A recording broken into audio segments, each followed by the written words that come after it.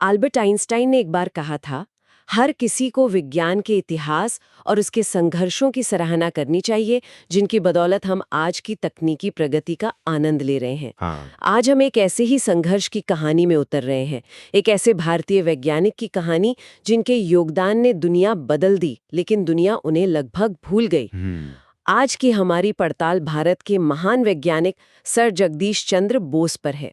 हमारे पास India today में छपे एक लेख के कुछ हिस्से हैं और कुछ और भी स्रोत हैं जो उनके जीवन और काम पर एक नई रोशनी डालते हैं। हमारा मकसद सिर्फ उनकी उपलब्धियों को गिनना नहीं है, बल्कि उस पहेली को सुलझाना है कि वायरलेस कम्युनिकेशन और प्लांट फिजियोलॉजी में क्रांति लाने के बावजूद उनका नाम गुग्लिल्मो मार्कोनी की तरह घर घर में क्यों नहीं जाना जाता। और ये सवाल आज पहले से कहीं ज्यादा जरूरी है। बोस की कहानी सिर्फ एक वैज्ञानिक की जीवनी नहीं है। ये औपनिवेशिक भारत में प्रतिभा के संघर्ष, विज्ञान में नैतिकता के बड़े सवाल और ज्ञान को मुनाफे की दौड़ से आजाद रखने के दर्शन की कहानी है। जो लोग यूपीएससी जैसी परीक्षाओं की तैयारी कर रहे हैं, उनके लिए तो ये एक केस स्टडी है। हाँ। कि कैसे एक व्यक्ति का चरित्र, उसके समय का समाज और विज्ञान की दिशा तीनों एक दूसरे से गुथे हुए हैं। तो चलिए कहानी की शुरुआत करते हैं एक जादुई शाम से। साल था 1895, जगह कैलकाटा का टाउन हॉल। जी। हॉल खचाखच भरा हुआ है, अंग्रेज अधिकारी और भारतीय बुद्धिजीवी सब मौजूद हैं। और मंच पर है प्रोफेसर जगदीश चंद्र बोस। और वो जो करने वाले थे वो उस जमाने के हिसाब से किसी जादू से कम नहीं था। बिल्कुल। उन्होंने एक बटन दबाया और बिना किसी तार के 75 फीट दूर एक बंद कमरे में रखी घंटी बजने लगती है। और सिर्फ घंटी ही नहीं, साथ ही बारूद के एक ढेर में आग भी लग जाती है। हाँ, उन्होंने इलेक्ट्रोमैग्नेटिक तरंगों को न सिर्फ दीवारों के पार भेजा, बल्कि बंगाल के lieutenant governor sir William Mackenzie के शरीर के आर पार भी भेजकर दिखाया। दर्शक तो हैरान रह गए होंगे। जाहिर है, ये वायरलेस कम्युनिकेशन का दुनिया के सामने पहला सार्वजनिक प्रदर्शनों में से एक था। मार्कोनी के प्रसिद्ध प्रदर्शन से भी 2 साल पहले। बिल्कुल। उन्होंने मिलीमीटर वेवलेंथ रेडियो तरंगों का इस्तेमाल किया था। अच्छा। वही तकनीक जो आज 5G और सैटेलाइट कम्युनिकेशन की बुनियाद है।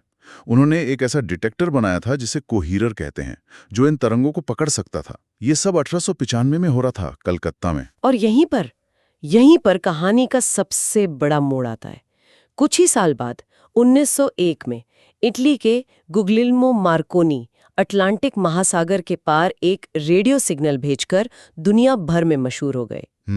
उन्हें रेडियो का पिता कहा जाने लगा और बाद में नोबेल पुरस्कार भी मिला। और मजे की बात यह है कि मार्कोनी ने जिस डिटेक्टर का इस्तेमाल किया था, उसका डिजाइन बोस के कोहीरर से काफी मिलता जुलता था। तो सवाल उठता है कि श्रेय मार्कोनी को क्यों मिला? इसका जवाब बोस के एक फैसले में छुपा है।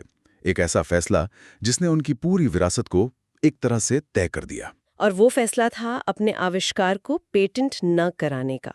उन्होंने ऐसा क्यों किया? आज की दुनिया में तो ये सोचना भी मुश्किल है। उनका दर्शन बहुत साफ था।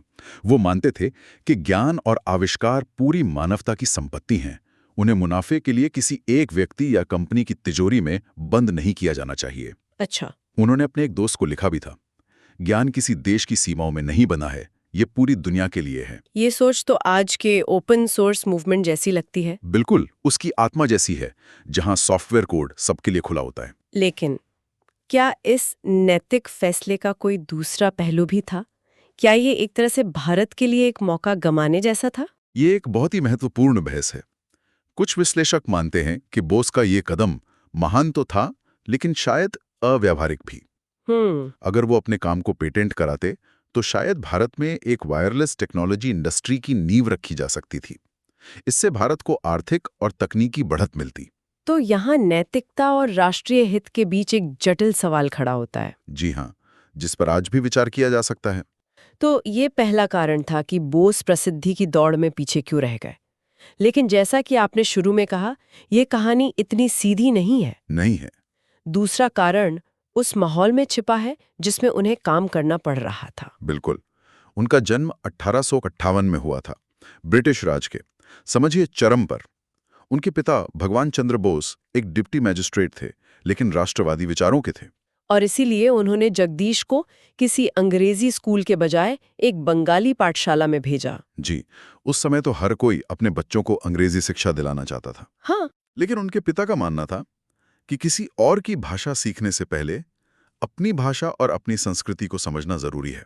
वो चाहते थे कि जगदीश अपने लोगों के बीच बड़े हों। तो उनका बचपन मछुआरों और किसानों के बच्चों के साथ खेलते हुए बीता। हाँ, प्रकृति को करीब से देखते हुए। उन्होंने खुद कहा है कि प्रकृति ही उनकी पहली प्रयोगशाला थी। और शायद यही वजह थी कि वो कभी भौतिकी और जीव विज्ञान को अलग अलग नहीं देख पाए। एकदम सही। उनकी शिक्षा कैम्ब्रिज में भौतिकी में हुई, लेकिन उनका दिल भारत के प्राकृतिक परिवेश में बसा था। इस दोहरी परवरिश ने उन्हें एक अनोखा दृष्टिकोण दिया। उनके लिए धातु का एक टुकड़ा और एक पत्ती दोनों में जीवन के एक ही नियम काम कर रहे थे। अच्छा। स्रोत के अनुसार इसी वजह से उनके एक पश्चिमी सहयोगी ने उन्हें सबसे अच्छे संभव तरीके से खतरनाक कहा था, क्योंकि वो विज्ञान की तय सीमाओं को नहीं मानते थे। और जब वो अपनी पढ़ाई पूरी करके 1885 में भारत लौटे और कलकत्ता के प्रेसिडेंसी कॉलेज में प्रोफेसर बने, तब उनका सामना औपनिवेशिक व्यवस्था की असली हकीकत से हुआ। जी। उन्हें फौरन ये बता दिया गया कि भारतीय प्रोफेसरों को उनके यूरोपीय सहकर्मियों के मुकाबले सिर्फ 2/3 वेतन मिलेगा। सिर्फ 2/3? हाँ, ये सरासर नस्लीय भेदभाव था। तो उन्होंने क्या किया? क्या उन्होंने नौकरी छोड़ दी? नहीं, उन्होंने एक अनोखा सत्याग्रह किया। सत्याग्रह? उन्होंने 3 साल तक वेतन लेने से ही इनकार कर दिया।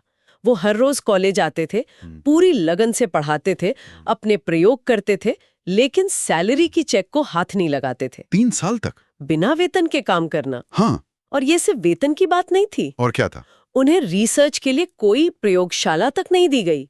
जहां अंग्रेज प्रोफेसरों के पास अच्छी खासी लैब थी, वहीं बोस को बाथरूम के बगल में हाँ, 24 वर्ग फुट की एक छोटी सी तंग कोठरी दे दी गई। और उन्होंने उस कोठरी का क्या किया? यही बोस का असली चरित्र सामने आता है। उन्होंने शिकायत करने में वक्त बर्बाद नहीं किया।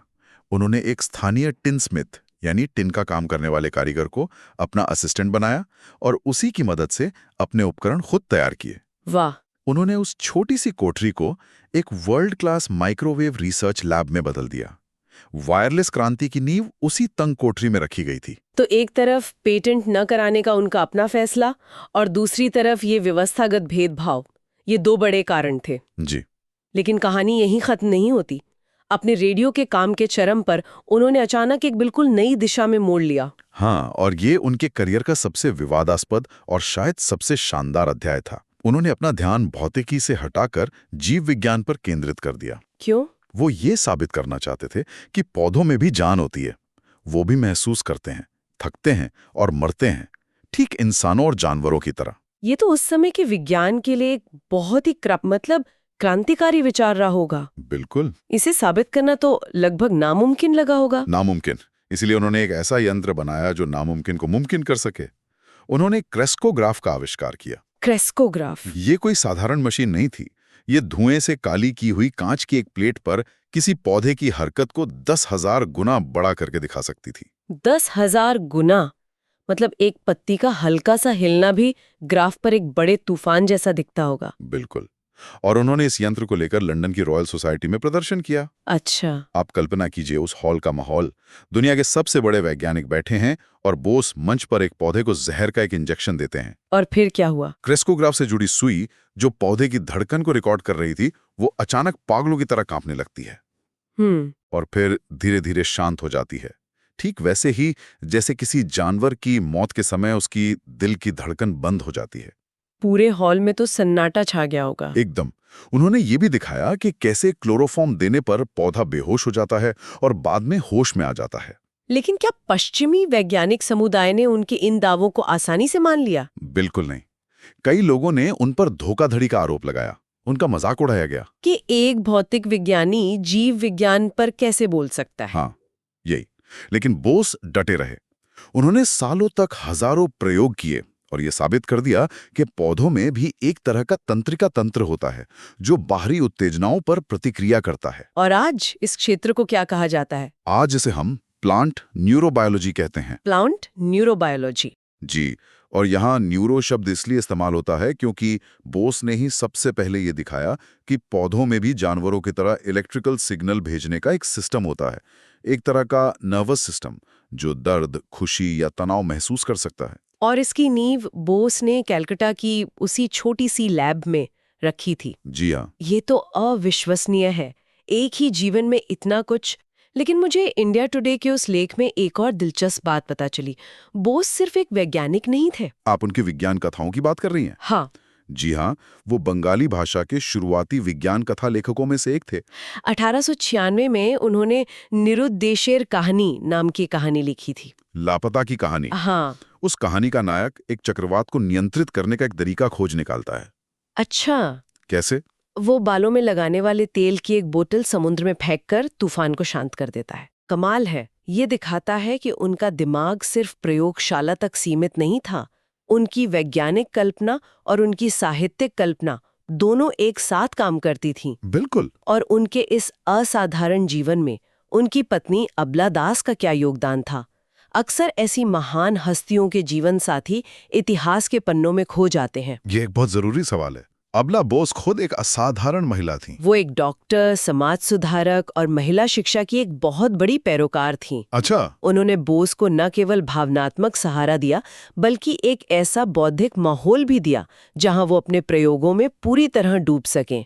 उनकी साझेदारी बराबरी की थी और अबला बोस का अपना योगदान भारतीय समाज के लिए बहुत बड़ा है। तो हमने देखा कि बोस एक क्रांतिकारी वैज्ञानिक थे, एक दूरदर्शी दार्शनिक थे और एक कल्पनाशील लेखक थे।